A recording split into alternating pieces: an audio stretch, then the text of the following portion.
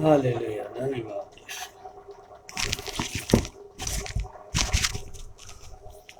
Hallelujah, praise the Lord.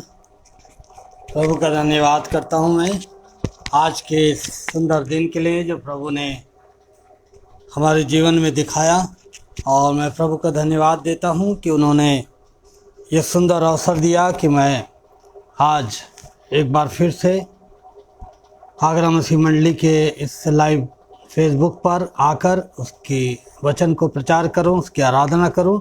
सो इस सुंदर अवसर के लिए मैं परमेश्वर को धन्यवाद देता हूं।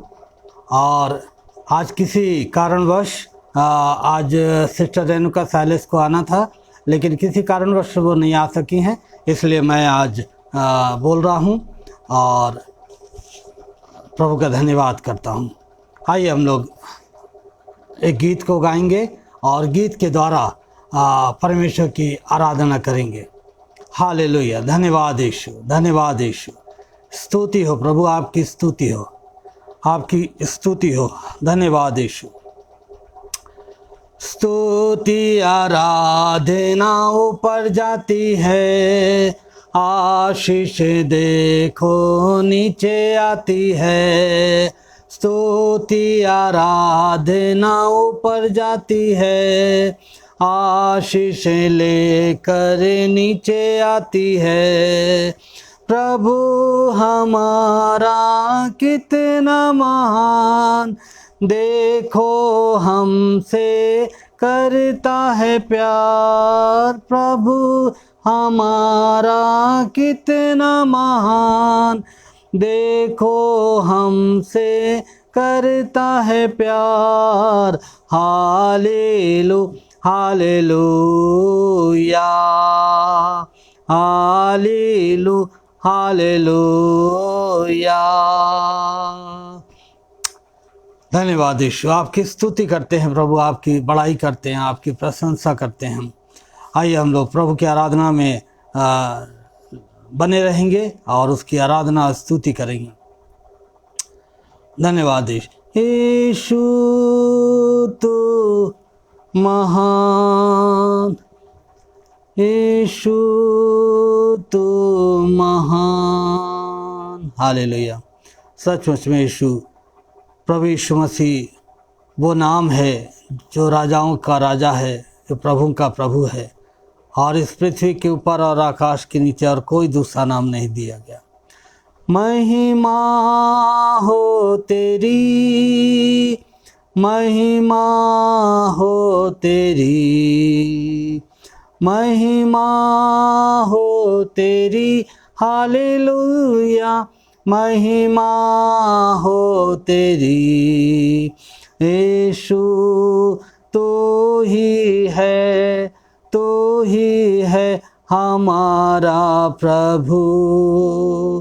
हृदय की गहराइयों से करते हैं तेरी प्रशंसा। हृदय की गहराइयों से करते हैं तेरी प्रशंसा।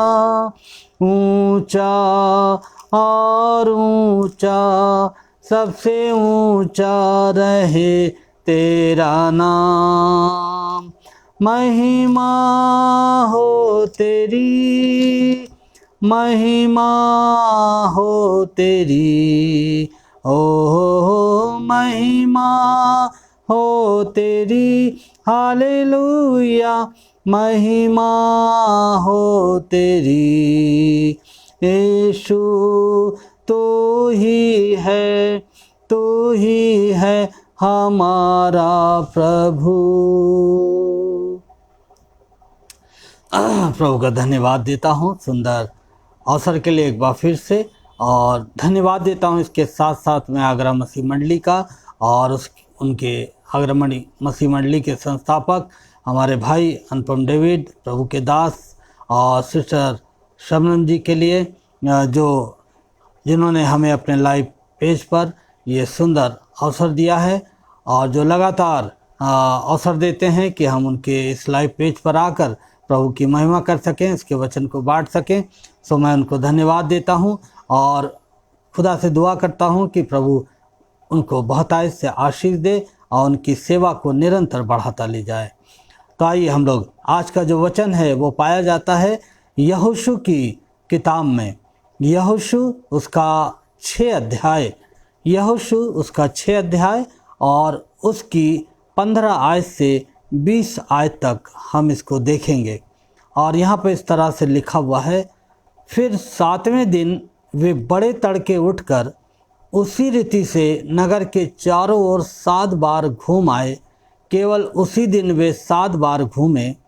तब 7वीं बार जब याजक नरसिंगे फूंकते थे, तब यहोशू ने लोगों से कहा, जय जयकार करो, क्योंकि यहोवा ने यह नगर तुम्हें दे दिया है, और नगर और जो कुछ उसमें है यहोवा के लिए अर्पण की हुई वस्तु ठहरेगी। केवल राहाब वेश्या और जितने उसके घर में हों वे जीवित छोड़े जाएं, क्योंकि उसने हमारे भेजे हुए दूतों को छिपा रखा था। और तुम अर्पण की हुई वस्तुओं से सावधानी से अपने आप को अलग रखो। ऐसा ना हो कि अर्पण की वस्तु ठहरा कर बाद में उसी अर्पण की वस्तु में से कुछ ले लो, और इस प्रकार इस्राएली छावनी को भ्रष्ट करके उसे कष्ट में डाल दो। सब चांदी, सोना और जो पात्र पीतल और लोहे के हैं वे यहोवा के लिए पवित्र हैं और उसी के भंडार में रखे जाएं। तब लोगों ने जय जयकार किया और याजक नरसिंगे फूंकते रहे। और जब लोगों ने नरसिंगे का शब्द सुना तो फिर बड़ी ही ध्वनि से उन्होंने जय जयकार किया। तब शहरपनाह नींव से गिर पड़ी और लोग अपने सामने से उस नगर में चढ़ गए और नगर को ले लिया। और क्या पुरुष, क्या स्त्री, क्या जवान, क्या बूढ़े, रन, बैल, भेड़, बकरी, गधे और जितने नगर में थे, उन सबों को उन्होंने अर्पण की वस्तु जानकर तलवार से मार डाला। ये परमेश्वर का जीवित वचन है। इसके पढ़े और सुने जाने पर उसकी आशीष हो। सॉरी, आइए हम लोग दुआ करेंगे।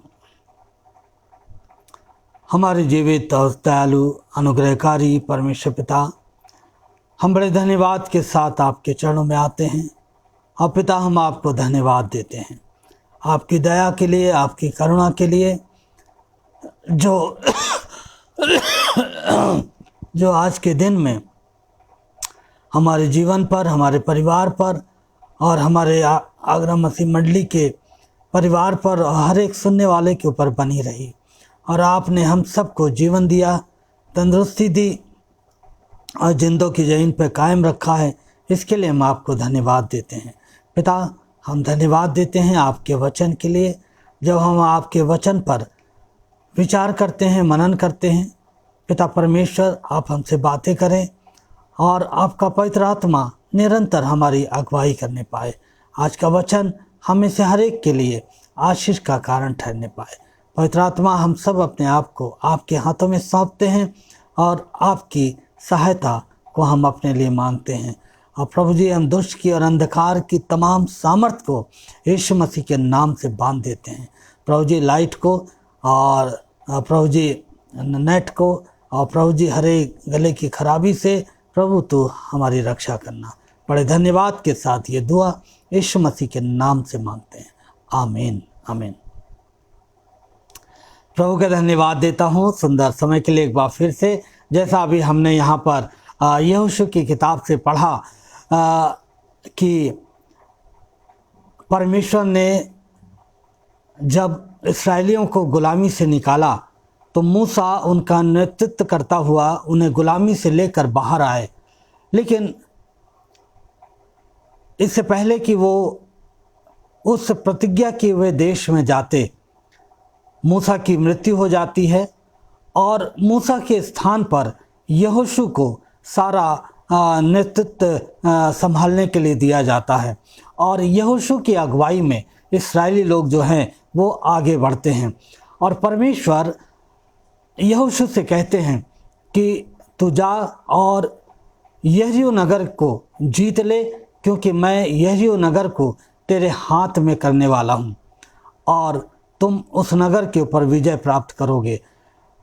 और जब ये इस्राएली यहोशू के नेतृत्व में, अगुवाई में जब उस यरीहो नगर के निकट पहुंचते हैं तो यरीहो नगर की जो शहर पनाह थी, जो विशाल दीवार थी जो उस यरीहो नगर को घेरे हुए थी, उस दीवार के बारे में बताया जाता है कि वो बहुत विशाल थी और बहुत ही मोटी दीवार थी, बहुत ही मजबूत दीवार थी। और उसके अंदर रहने वाले जो लोग थे वे कई कई फीट ऊंचे लोग उसके अंदर पाए जाते थे और उनकी हाइट जो है 6-6, 7-7 फीट होती थी, 9-9 फीट होती थी और वे बड़े विशालकाय लोग थे और उनका सामना करना बहुत ही एक कठिन सा काम था। लेकिन जब ये इस्राएली उस यरीहो नगर के निकट पहुंचते हैं तो वहाँ पर हम पाते हैं कि ये जो यरीहो नगर है, इसकी जब ये बाउंड्री को देखते हैं तो ये घबरा जाते हैं कि हम किस तरह से इसके अंदर प्रवेश करेंगे, हम किस तरह से इस दीवार को तोड़ सकते हैं, हम कैसे इसके अंदर जा सकते हैं और कैसे हम इसके ऊपर इसको हम जीत सकते हैं। जब वो इन सारी बातों को सोच रहे थे तो वो कहीं ना कहीं अपने अंदर एक हार को महसूस कर रहे थे और वो सोच रहे थे ये तो हमारे लिए बहुत कठिन काम है कि हम यरीहो नगर की दीवार को तोड़कर उस नगर के भीतर जा सकें। और यहाँ पर हम देखते हैं कि परमेश्वर ने यहोशू से कहा था कि देख तू जाना और भयभीत मत होना और वो यरीहो नगर मैं तुझे दे दूंगा। और परमेश्वर ने कहा था कि तुम 7 दिन तक इस यरीहो नगर के चारों तरफ घूमना और 7वें दिन जब यहोशू कहे तब तुम तुरही और साफ करना और जब तुम आराधना करोगे तो वो जो दीवार है, जो बहुत विशाल दीवार है, वो गिर जाएगी। और इस्राएलियों ने यहोशू के नेतृत्व में ऐसा ही किया। और जब यहोशू ने कहा कि यहोवा के नाम का जय जयकार करो, उसकी स्तुति करो और अपने अपनी तुरहियों को फूको, तो इस्राएलियों ने बड़ी ध्वनि के साथ जय जयकार किया। और बाइबल बताती है कि उसी समय वो दीवार जो है वो गिर जाती है।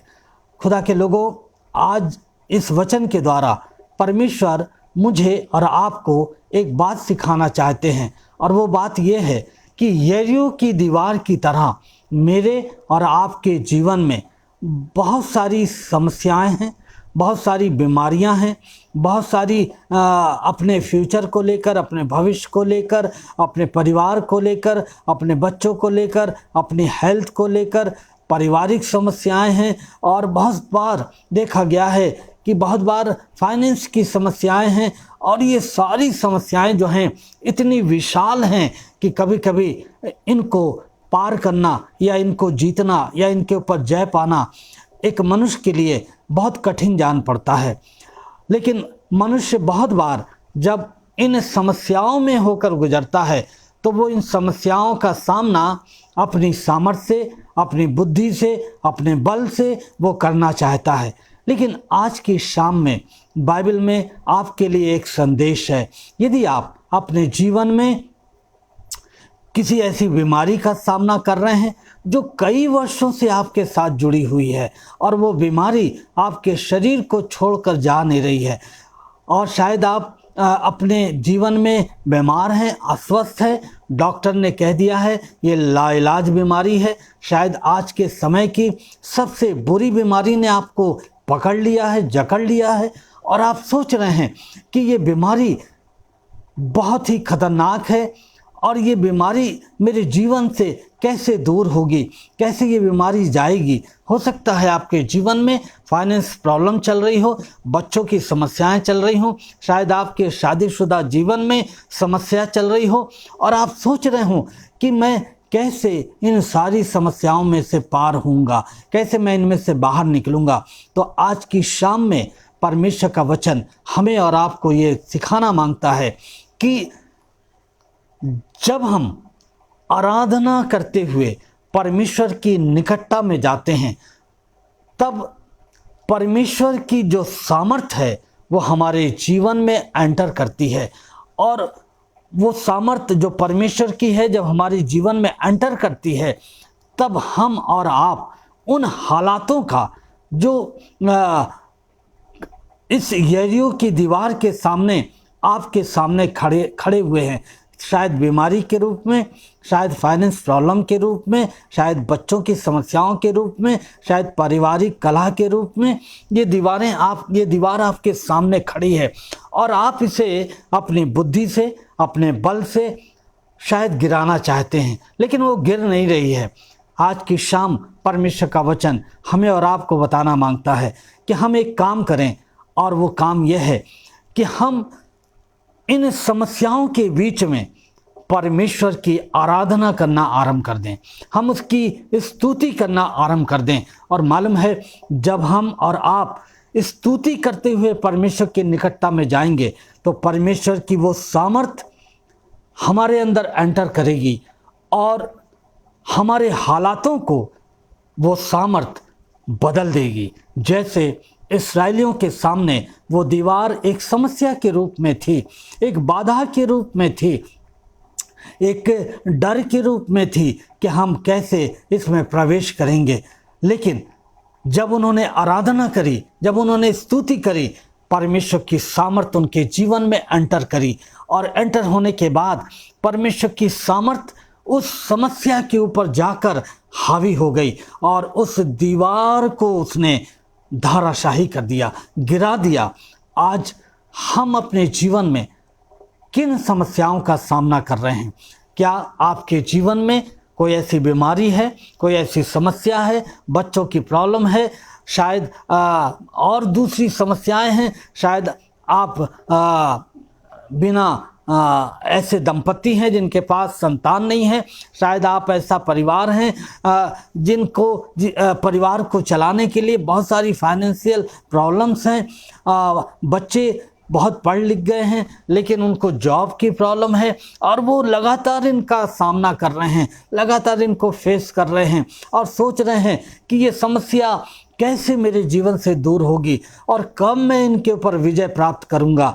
तो आज की शाम में परमेश्वर का वचन मुझे और आपको सिखाना मांगता है कि इन सारी समस्याओं के बीच में हम समस्याओं को अलग रख दें और परमेश्वर की आराधना करना आरंभ करें, जैसे यहोशू ने और इस्राएलियों ने करी। और आप पाएंगे कि जब आप परमेश्वर की आराधना करने लगेंगे, परमेश्वर की सामर्थ आपके अंदर एंटर करेगी और आपके सामने जो समस्या खड़ी हुई है उसको वो गिरा देगी और आप एक विजय को प्राप्त करने पाएंगे।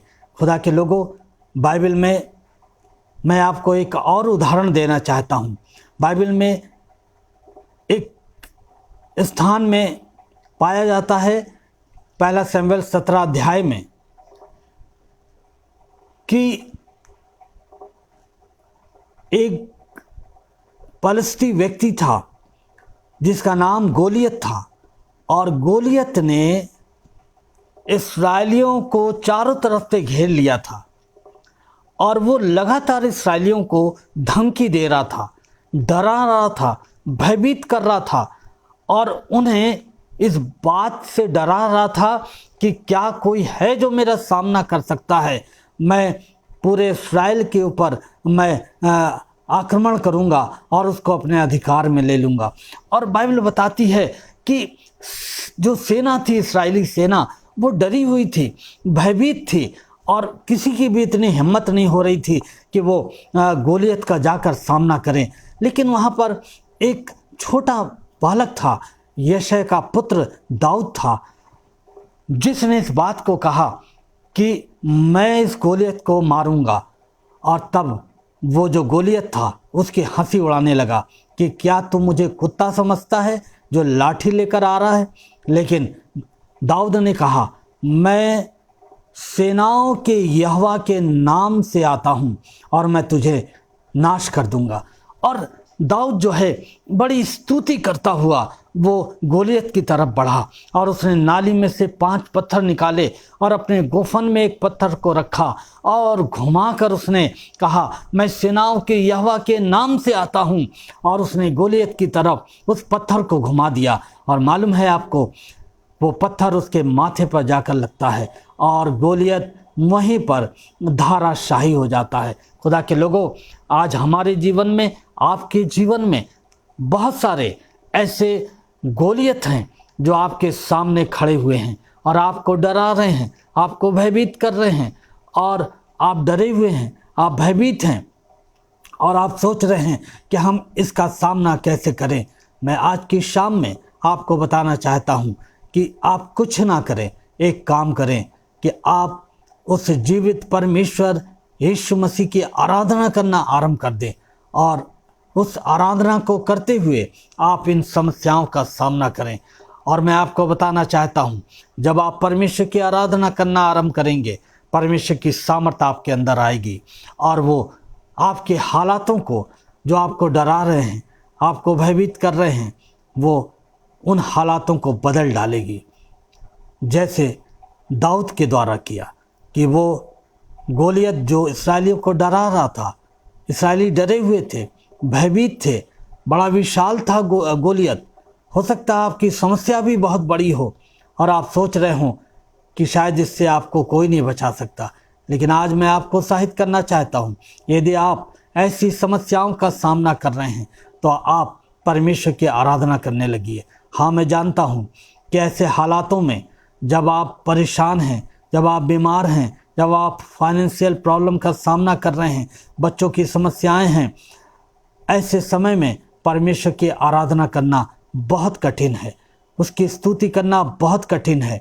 लेकिन बाइबल हमें यह आज सिखाती है कि ऐसे हालातों में आप परमेश्वर की आराधना करना आरंभ कर दीजिए और आप पाएंगे कि परमेश्वर की सामर्थ्य आपके अंदर आएगी और आपके हालातों को बदल देगी। मालूम है आपको, पतरस और सिलास को एक बार प्रभु यीशु मसीह का प्रचार करने के अपराध में पकड़कर जेल खाने में डाल दिया गया और उनको बेड़ियों से जकड़ दिया गया, कीलों से ठोक दिया गया उनको। लेकिन मालूम है, बाइबल बताती है कि वो पूरी रात परमेश्वर की आराधना करते रहे, परमेश्वर की स्तुति करते रहे। और मालूम है इसका नतीजा क्या हुआ? लिखा हुआ है परमेश्वर के वचन में कि वो जेल खाने की द्वार खुल गए, वो जंजीरें टूट गईं और वे आज़ाद हो गए। जब हम परमेश्वर की आराधना करते हैं, परमेश्वर की स्तुति करते हैं, परमेश्वर की आराधना और स्तुति के द्वारा जब हम परमेश्वर की निकटता में जाते हैं, तब परमेश्वर की सामर्थ हमारे अंदर एंटर करती है और हमारे हालातों को वो बदल देती है। जैसे पौलुस और सिलास के हालातों को बदल दिया। आज आपके जीवन की क्या क्या हाल है, आपके जीवन की क्या दशा है? क्या आप इन सारी प्रॉब्लम से बंधे हुए हैं, इन सारी समस्याओं से घिरे हुए हैं और आप सोच रहे हैं कि आप कैसे इनसे छुटकारा पाएंगे? शायद आप अपनी बुद्धि लगा रहे हैं, अपना बल लगा रहे हैं, अपनी ताकत लगा रहे हैं, अपना सोर्स लगा रहे हैं, लेकिन फिर भी समस्याएं आपको छोड़कर नहीं जा रही हैं। आज एक काम करना आरंभ करिए, जो काम परमेश्वर ने यहोशू से कहा और यहोशू ने इस्राएलियों से कहा कि तुम 7 दिन इस दीवार के चारों तरफ घूमना और 7वें दिन बड़े शब्द से, और जब उन्होंने ऐसा ही किया वो दीवार गिर गई। आज आपके साथ कौन सी दीवार है जो आपको डरा रही है, आपको भयभीत कर रही है? आप परमेश्वर के निकट आइए और परमेश्वर की आराधना कर और उदाहरण देखकर, बाइबल में एक राजा हुआ है जिसका नाम है, बाइबल हमें बताती है उस राजा के बारे में कि वो राजा जो है वो जिसके ऊपर एक दुष्ट आत्मा बड़े बल के साथ, शाऊल उसका नाम है, और जब ये व्यक्ति राजा बनाया गया तो एक दुष्ट आत्मा बड़े बल के साथ शाऊल के ऊपर आता था। और तब लोगों ने कहा कि एक व्यक्ति है, यशै का पुत्र दाऊद, जिसके ऊपर परमेश्वर का आत्मा रहता है और जो बहुत अच्छा गीत गाता है। और तब दाऊद को बुलाया जाता है। अब बाइबल इस तरह से बताती है कि शाऊल के ऊपर जब दुष्ट आत्मा आता था तो दाऊद को बुलाया जाता था, और दाऊद क्या करता था, वो उसके सामने बैठकर वो साज को बजाकर परमेश्वर की स्तुति किया करता था।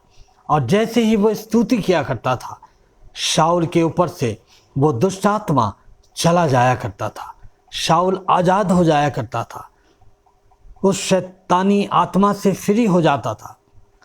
आज परमेश्वर चाहता है कि मैं और आप अपनी समस्याओं के बीच में परमेश्वर की स्तुति करते हुए, उसकी आराधना करते हुए उसके पास आएं।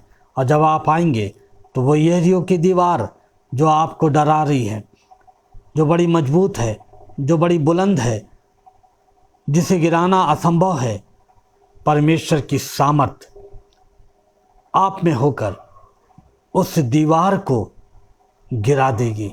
और आप पाएंगे कि आप अपने जीवन में उस दीवार से आपने छुटकारा प्राप्त कर लिया है। खुदा के लोगों, हो सकता है कि आज आपके जीवन में कोई समस्या चल रही हो, कोई परेशानी चल रही हो, आप बहुत परेशान हैं, आपने सब कुछ करके देख लिया, कुछ भी नहीं कर पा रहे हैं आप एक काम करिए, परमेश्वर की आराधना करना आरंभ करिए, प्रभु यीशु मसीह की स्तुति करना आरंभ करिए।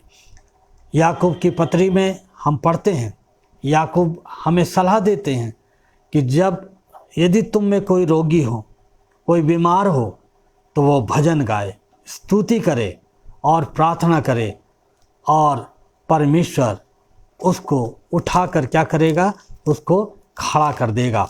याकूब की पत्री में हम इस बात को पढ़ते हैं, लिखा हुआ है, यदि तुम में कोई दुखी है तो वह प्रार्थना करे, यदि आनंदित है तो वह स्तुति के भजन गाए, यदि तुम में कोई रोगी है तो कलीसिया के प्राचीनों को बुलाए। तो बाइबल हम इस बात के लिए उत्साहित करती है कि हम निरंतर परमेश्वर की आराधना और स्तुति करते रहें। और विशेष रूप से परमेश्वर ने हमें एक बात सिखाई है कि जब हम अपने जीवन की समस्याओं में चल रहे हैं, समस्याएं दूर नहीं हो रही हैं, आप परमेश्वर की आराधना करने लगिए। आप पाएंगे कि आपके जीवन की समस्या परमेश्वर की सामर्थ के द्वारा दूर हो जाएगी और आप आज़ाद हो जाएंगे उन सारी समस्याओं से।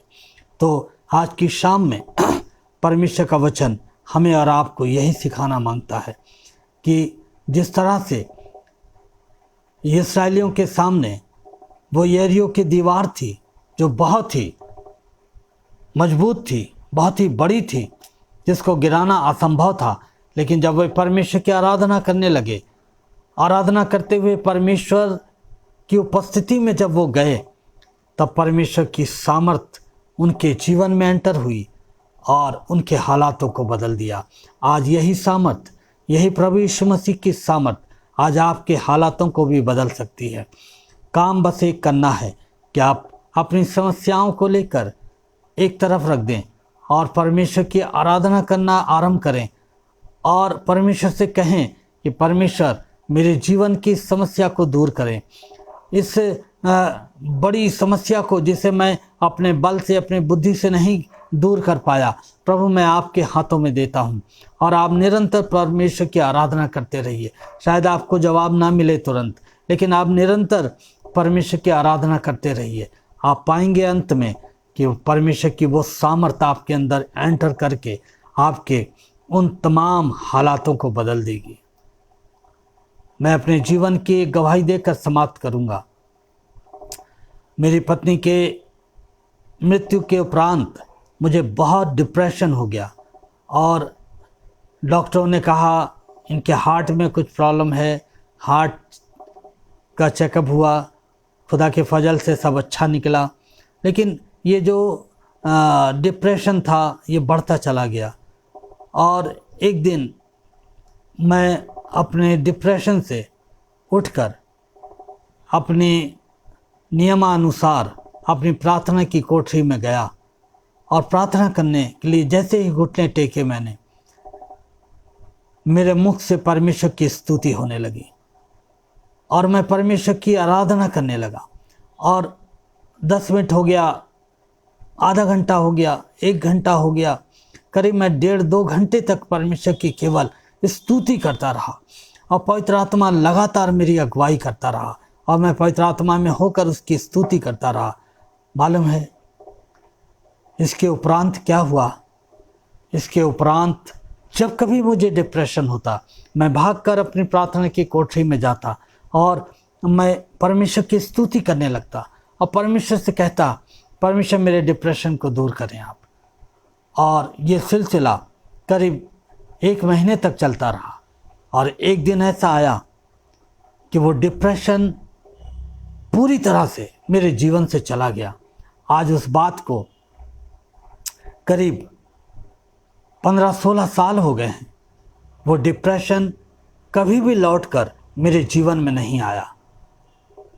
इसका कारण केवल एक था कि परमेश्वर ने जो बात यहोशू से और इस्राएलियों से कही कि तुम इस दीवार को देखकर भयभीत या चिंतित मत हो, केवल मेरी आराधना करो। और उसके चारों तरफ घूमकर 7 दिन तक, 7वें दिन बड़े शब्द से उसकी आराधना करना, उसकी स्तुति करना, वो दीवार गिर जाएगी। और वैसा ही हुआ। और जब मैंने परमेश्वर की आराधना स्तुति करी, मेरे जीवन का डिप्रेशन चला गया। ये मेरा व्यक्तिगत अनुभव है, ये सुनी हुई या किसी की सुनाई हुई बात नहीं है। ये मेरा स्वयं का व्यक्तिगत अनुभव है कि जब हम अपनी समस्याओं को लेकर परमेश्वर की निकटता में जाते हैं और उसकी आराधना करते हैं तो परमेश्वर की सामर्थ्य हमारे अंदर आती है और वो हमारे हालातों को बदल देती है। परमेश्वर आप सबको इन वचनों के द्वारा आशीष दे और ऐसा अनुग्रह दे ताकि हम सब न केवल अपनी समस्याओं के बीच में बल्कि हम अपने जीवन के अच्छे दिनों में भी निरंतर परमेश्वर की आराधना करने वाले हों, उसकी स्तुति करने वाले हों। हम एक अच्छे आराधक बने जो आत्मा और सच्चाई से परमेश्वर की आराधना करते हैं।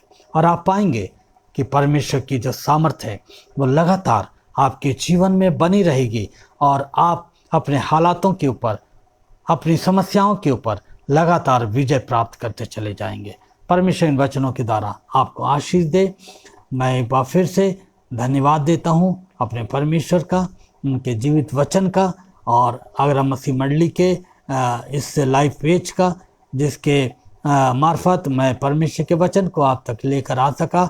सो आगरा मसीह मंडली को परमेश्वर बड़ी आशीष दे और उसके संचालक हमारे भाई को और प्रभु के दास अनुपम डेविड सर को और सिस्टर शबनम जी को बड़ी आशीष दे, उनको अच्छा स्वास्थ्य दे, ताकत तंदुरुस्ती दे, जीवन दे और जो कुछ भी वो सेवा करते हैं उस सेवा को वो फलवंत करे और उनकी सेवाओं के द्वारा बहुत सारे लोग प्रभु यीशु मसीह को जान सकें। उनके परिवार को भी खुदा बड़ी आशीष दे। आप सबको जिन्होंने बड़े धैर्य के साथ परमेश्वर के वचन को सुना, परमेश्वर आप सबको आशीष दे और जो लोग बाद में सुनेंगे उनको भी परमेश्वर बहुत आशीष दे। आज सिस्टर रेणुका नहीं आ पाई, रेणुका साइलेंस, उनकी जगह पर मैंने बोला है।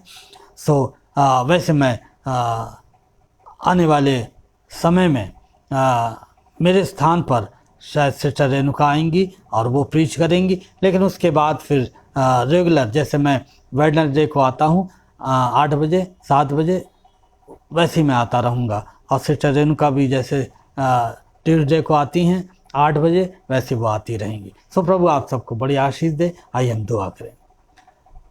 हमारे दयालु और अनुग्रहकारी परमेश्वर पिता, हम आपके वचन के लिए आपको धन्यवाद देते हैं, आपकी दया आपकी करुणा के लिए धन्यवाद देते हैं।